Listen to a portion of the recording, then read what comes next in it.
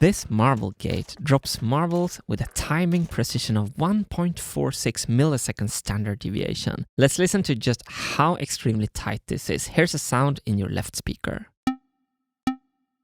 And another sound in your right speaker. Here's both sounds simultaneously. Now I'm delaying the right sound with 1.46 milliseconds. Let's have a listen. Okay, let's try 10 milliseconds delay. Let's try 20 and 50 and back to 1.4 milliseconds again. As you can hear, 1.4 milliseconds is practically inaudible. This means that if I use this marble gate on a marble machine, that marble machine could play really tight music. Does it really? In this test, the marbles are falling only 18 centimeters, much shorter than the 60 centimeters they would fall on a marble machine. So before celebrating too early, we will need to test the accuracy of this gate in a 60 centimeter fall. I recorded 90 new samples with 60 centimeter fall height and I got a really bad result. 3.9 milliseconds deviation. 3.9 milliseconds is not good enough to play tight music. I need to improve this design. To improve the design, I made 6 new marble gates. And in this video, we're going to test all these gates. And I can already now tell you that the result I got from gate number 8 was surprising to say the least. I designed gate number 8 using first principles. And as we shall see, designing from first principles seems to be a really good idea. Who would have thought? Anyway, I think I have learned a really nice design lesson here. And I think this lesson about first principle design can be usable in your project. So I'm really excited to share this video with you all. But before we go into it, let's start from the beginning. Why should you even care about the tightness of this marble gate in the first place? Well, a while back, I built a plywood marble machine. It was kind of popular, but it also kind of sucked. So then I learned how to CAD and I made this extremely over-engineered marble machine.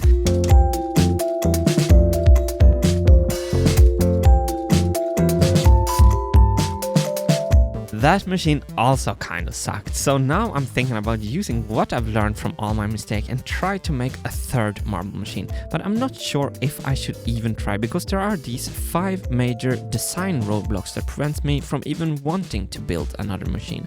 If and only if I could resolve all these 5 design roadblocks, I might decide to make Marble Machine 3 happen. And what I'm doing currently and in this video is that I'm trying to clear this first roadblock, the marble gates.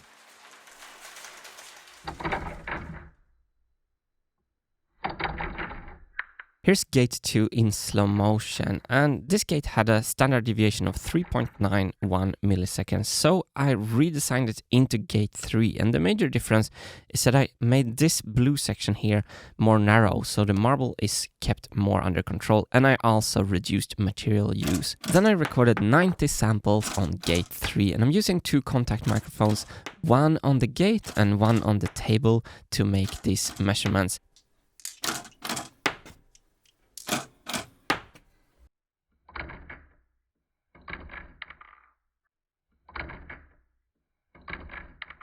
Then I can analyze this audio in the computer and calculate the standard deviation. And I got another bad result. 3.53 milliseconds was just a little bit better than gate 2 and not good enough, and I decided to design gate 4. The first difference between gate 3 and 4 is that I continued to reduce material use and I made the gate even smaller, but that's not the important thing. I started to think hard about what forces are actually acting upon the marble when it's being dropped. Why does the marble drop with different timing? And then I reasoned that I should try to keep movement of the gate to an absolute minimum. So I thought about these 2 blue areas here. This escapement arm is designed to pivot exactly 20 degrees, and I built in these positive stops in the escapement arm itself. when they say tick-tock, the escapement arm is kind of banging into the gate itself. And I was thinking perhaps that causes some kind of vibrations that are acting upon the marble and makes a difference in drop time. So I removed these positive stops from the escapement arm of gate 4 and moved the stop function to the puller arm itself further away from the marble action. So with this sketch here, I can calculate exactly a 5mm travel length, and that will translate to a perfect 18-degree pivot of the escapement arm. So here you can see on the gate itself that this screw is constraining the pulling arm movement to exactly 5mm. I felt really good about this design change. I think it makes more sense to use the link as a stopper than the escapement arm itself. It also allowed me to make the escapement arm that much smaller, further saving material, which is also nice. When I analyzed the audio from the 90 samples, I was disappointed to find out that gate 4 had a standard deviation of 2.18 milliseconds. Yes, it's better than gate 3, but it's still not good enough. I double-checked this result with another test with a much smaller fall height. So I screwed a little 3D printed part with a contact microphone only 5 cm from the gate.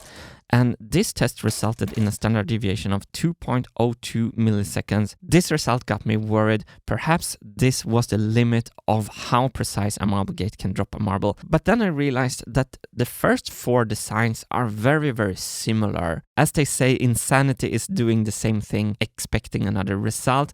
So I thought, perhaps we can get a better precision if we just think a little bit differently.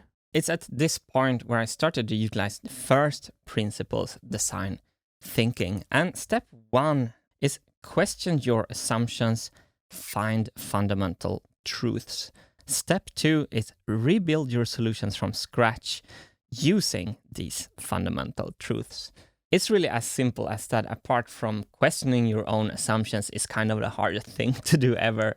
I learned that the hard way with my previous machines because I wasn't questioning my assumptions enough. Here's gate 5, the first gate that I designed after questioning some of my assumptions. And the first assumption that I questioned is, does the marbles really need to be dropped directly from the escapement wheel? Perhaps if we separate the functions and design a dedicated marble dropper, we open up a new design space where we can make a better dropping solution. And the second assumption that I questioned is, why are we only using gravity to drop the marbles?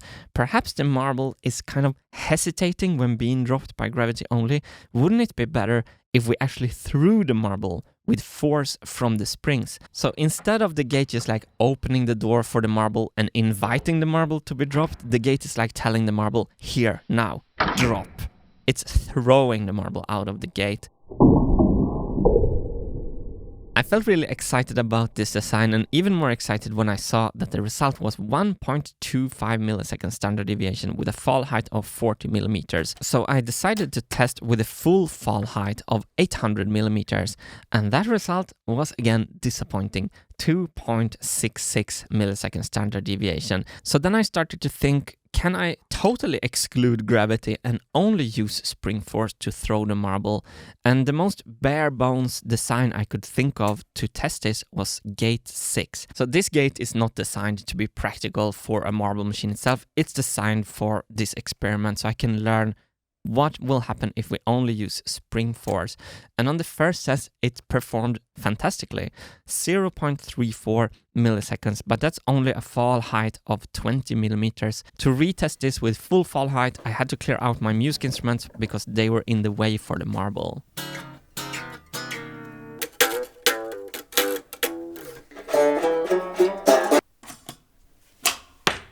Gate 6 with full fall height had a standard deviation of 1.44 milliseconds, so the result is getting better and better, but the gate is not really practical. So then I started to think, can we do this even better? If gate 6 was powered by springs only, I wanted to do the opposite for gate 7. What if we power it by gravity only? Gravity is pretty constant, so I've heard. The first thing I wanted to check is to film this trapdoor design in slow motion. As you can see in this first freeze frame after the trapdoor has opened, the marble hasn't moved yet. What we're looking at is a levitating object in space from here gravity should be the only force acting upon it.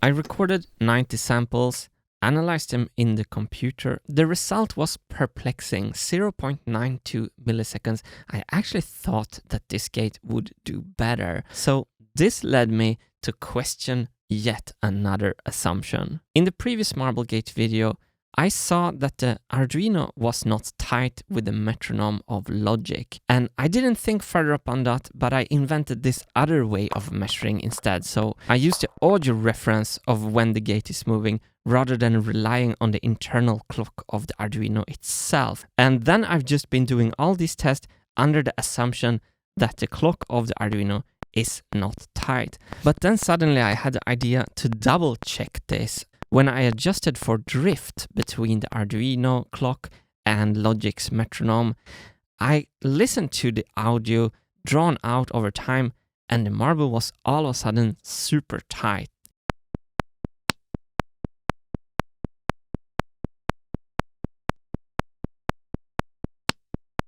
Instead of measuring against the reference channel, I measured against the drift-adjusted metronome itself, and as you can see, all of a sudden, this gate had 0 milliseconds standard deviation.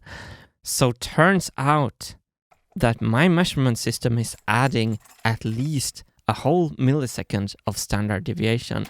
I immediately wanted to check with one of the older gates, so I removed the trapdoor gate. I put gate 4 to the wall and I recorded 90 new samples, and gate 4 had previously 2.18 millisecond standard deviation. And when recording and measuring against the metronome, this gate had exactly 1 millisecond less standard deviation, so 1.05. This got me super excited, and I started the exhilarating task of trying to combine the perfect marble gate of a clock escapement gate with the perfect marble drop of a trapdoor solution. And this is my solution, Gate 8. It's a beauty, don't you think? I'm in love with this gate, what can I say? So I checked the slow motion, everything seemed to look great, and then I could record the actual test of 90 samples.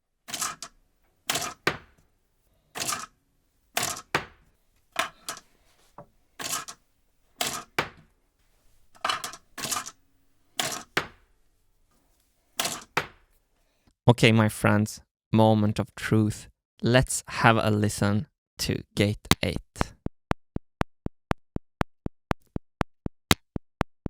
That sounds perfect. Let's check. So I zoom in. This is as far as Logic allows me to zoom in. We're down to sample level here, and then I click forward, and this is actually new samples that we're watching all the time here. One after another is on 0 milliseconds.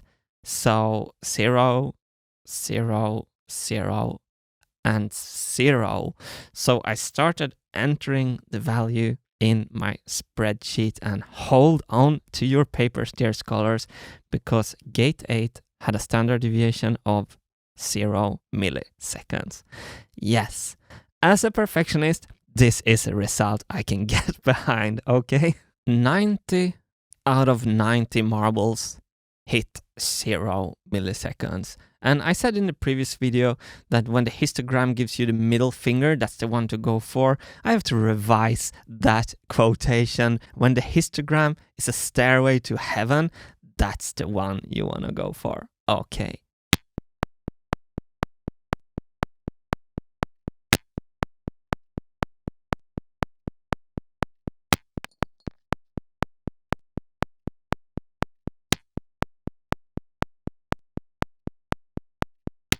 Power of first principle thinking, everyone. I'm overwhelmed with joy. It seems silly what I'm doing with these stupid marble gates, but if we zoom out, I think I am actually learning how to design in the macro perspective. In the micro perspective, I'm stuck in a marble gate. rabbit hole that I never can take myself out of. But in the macro perspective, I think beautiful things are happening. And another beautiful thing that happened after I published last video is that a lot of you went to my website and supported my work by buying some merchandise, and I also have musical books. You can also download some free downloads. So thank you so much for that. Wilson, what do you think about 0 milliseconds standard deviation? It's such a wonderful result. It makes like Marble Machine 3 possible, and I think you did a really great job on this one, Martin. Thank you so much, Aluminium Wilson. But Plywood Wilson, I was actually asking you, what do you think about 0 millisecond standard deviation? Do you really want to know what I think, Martin? Yes, Plywood Wilson, I would actually really love to know. Okay, I think you should write it down on a piece of paper, put that paper in an envelope, put some stamps on the envelope, and send it to someone who cares.